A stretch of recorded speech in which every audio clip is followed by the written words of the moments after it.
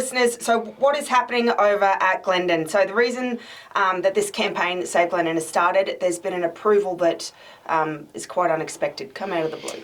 Yeah, like just to give a bit of context and for the background, and sorry, Bri, I didn't say hello. I sort of feel like I've literally skated in, you know, in my hot pink skates, but I haven't got hot pink skates on. Everyone's sick of hearing me anyway. Yeah, no. Just to provide the context and lay a bit of a platform of where we've been and where we are. Where we've been over the last several years is dealing with an application from the proponent for a mine that's been approved by the Queensland Government has actually got a 50-year approval. And the project, Byron project, is 20 kilometres from the host community of Glenden. And as we know, Glenden, and anyone that is either currently in Glenden or for the past 40 years being connected or lived in Glenden, knows what a great community and what potential that community has. It's got the infrastructure, there's plenty of infrastructure and capacity to host the accommodation requirements through this application. Council has been very aware of that. We've dealt with the application for some years now through the planning, under the planning scheme, so under the Planning Act. We've been to court, been through a judicial system to deal with this application. 3 times it's been appealed, and 3 times we have come out of that judicial system with a win. And just to give context and explain a bit what that win would means is that the application request for this accommodation, for this 50-year approval of this mine, is that the whole capacity can be dealt with within the boundaries of the Glenden community. So the accommodation request, whether it is for camp rooms, units, houses or duplexes, there is infrastructure capability already within the boundaries of the Glenden community, which is the lifeblood, it's the lifeline for that future and sustainability of Glenden. So what's happened here is that the proponent has gone through that process and they have not won. They've now in parallel to that, been going through another process under a different act, which has presented this result. It's a process that deals directly with the Resource Department, where the Minister for Resource is the sole decision maker. And in our view, this is a gap in process. It absolutely flies in the face of the planning rules and legislation. It will be an unprecedented decision if the minister remains with his preliminary view, and it will not just be a decision that will impact the community of Glenden. It will impact any community across this state that will be host to any major projects, and whether that's in coal, renewables, critical minerals, any major infrastructure projects. So if we were to lean in and have a discussion around how this state is going to transition or transform to renewable energies, this is a test case on how transition can be done seamlessly or not. Yeah. And so has there been support from other councils? Have you had support with this campaign? We have got support from other councils. Our team, my deputy mayor and councillors and staff have been working endlessly to garner and gather support for the campaign, and it is just blown us away the amount of support that we have had, not just from our neighbouring councils, but from councils from the tip of Queensland, through Mayor Peter Cook to Southeast Corner, Tanya Milligan, Longridge, Barcaldine, right across this state. It's been so humbling and just validating the unnervousness and the concern that they share with us. Yep. And that's one hell of a loophole, and that's been, enabled them to do this. What's the next step? Well, what we've done this week, and I'll be reporting directly back to the community of Glenden tomorrow, is that we requested a face-to-face meeting with the Resource Minister and his team to be able to have a frank and reasonable, respectful discussion around the facts that we have and the results that we have through the planning court, and table those. We went with an options, what we calling an options paper with solutions. So we all understand it's probably a bit easier for myself and my team to understand where we've been and the journey that we've been on. It's not so easy for people in community land, and it's not so easy for people in other councils, to be frank. If your feet aren't in the shoes of the experience at the time, it's a bit hard to pick up on the context.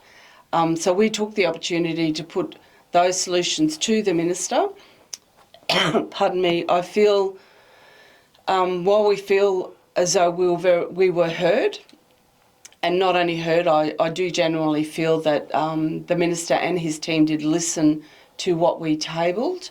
We are far from having any level of confidence on what this outcome will be, and once the submissions close, which is today, end of business today, both Isaac Regional Council and the proponent of Byron project have the opportunity to lodge a further submission with the Mines Minister, and then we need to wait.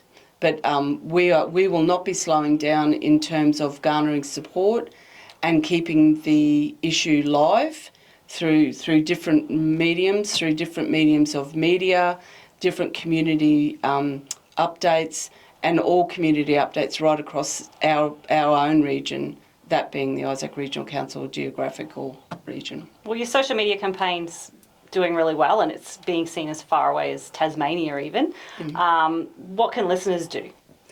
Look, listeners, if I could just call on all the listeners to hashtag Save Glenden or hashtag Stand for Glenden, because while it's happening in Glenden today, it may very well be happening in your patch tomorrow. And you've been keeping in great deal of communication and keeping in touch with the people in Glenden. How are they feeling? Look, the people in Glenden for a long time now have had a high level of concern, and understandably, it's very understandably they've had a high level of concern. We've worked as best we could with the community of Glenden. We've worked as best we could with the Queensland Government and all stakeholders through the process that we've gone through under the planning scheme and the judicial system in the planning court. It would be fair to say that there's still a lot of nervousness, but I have to say, coupled with some excitement and some encouragement, that I feel like we've provided a lane or a pathway for particularly the community of Glenden, the residents, the mums and dads, the small business owners, to have a voice and to get to a platform of they want to be heard. They love where they live, they love where they work, and they just know that they need this decision. They know they need everyone to get beside them, behind them, to get the right outcome here. And this is mining towns. Any of our listeners, I'm assuming the majority of you would have lived in a mining town. They are linked like you would not believe. You can go anywhere and, travel hundreds of kilometres. Mining towns have just got that connection. You've got that connection with people. There's always somebody that you know from somewhere who's worked at a mine. They're like a great big family, so it's very close to everybody, I'm sure. Yeah, it's definitely my personal experience for living in the Bowen Basin for just short of 40 years, is that the minute you entrench into a small medium mining community, you not only become family, extended family, because the majority, and certainly in my experience as a young mum young wife and a young mum. I had no family around me. So your family becomes your neighbour, and your family becomes your partner's workmates. They become your family, and not only that, they're your lifelong friends. So people, I can honestly sit here and say that people that I met in the early to mid-80s have formed lifelong friendships, and now to be sitting here as Mayor of Isaac Regional Council in 2023 and drawing on those lifelong friendships to support the community of Glenden as it stands today. I know many, many people that have lived in that community over the years. They know how good it is, and they are responding admirably to this campaign, and will be forever grateful if collectively we have the influence, or have created the influence through this rally to overturn the preliminary view of the Mines Minister. And so when will we have more news on this? Like I said, today's the close-off date for the actual written submission, which I can very confidently provide people with my level of confidence on the content and context of that submission from us. It is very strong. In terms of timeline of the Minister's decision, we're not aware of when that will be, but I'm sure in time, we would like to respectfully not want a knee-jerk reaction. We want all things considered, and I really want not only the Minister but the senior staff of the relevant departments in Queensland Government to read and really process our submission. We spend a lot of time. I have spent well over a decade of my life, along with my councillors, formulating a solid group of skilled people to support in this writing of these submissions in environmental impact statements, social impact assessments. This is a very genuine attempt that we've had for a very long time to ensure that resource communities, host communities, have a life into the future. Yep. Oh, you guys, I'm very proud of everything that you guys are doing. And of course, like our wonderful Mayor said, this is in our hands too now. So jump onto the social media, jump onto the Isaac Regional Council website. They've got a bunch of different social media tiles and videos and links that you can share on your own social media, so you can let people know. It's hard, like you said, and it's hard for people outside of these communities, I suppose, to really get a grasp of what it's like. So tell them what it's like. It's the messaging and the media and comms and this whole campaign style of informing people is critically important. And don't anyone hesitate if there's something that you might be a bit confused about, or or want to find further information. Don't hesitate to pick up the phone, go onto the website and have a look and follow the trail. It is all there, and normally, it's quite rare.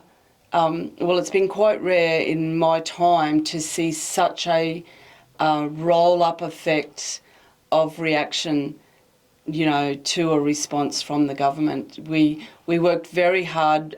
Those that were around will remember the level of work we did contributing to the sustainable resource legislation. That was another big part of history in terms of regulation and legislation within the mining industry. This is every bit, if not more, important as that. Yeah. Minister Scott Stewart, we ask that you please stand up for our community. Do what's right. Glenden deserves a life. Help save our community.